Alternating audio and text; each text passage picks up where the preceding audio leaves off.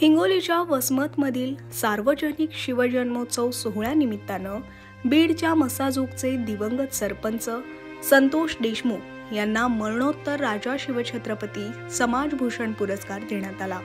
या निमित्तानं संतोष देशमुख यांच्या परिवाराला सन्मानित करण्यात आलं। या पुरस्कार वितरण सोहळ्यासाठी संतोष देशमुख यांच्या संपूर्ण परिवाराला निमंत्रण देण्यात आलं होतं। तर राष्ट्रीय कीर्तनकार ज्ञानेश्वर महाराज वाबळे यांच्या कीर्तनाचा कार्यक्रम सुद्धा आयोजित करण्यात आला होता।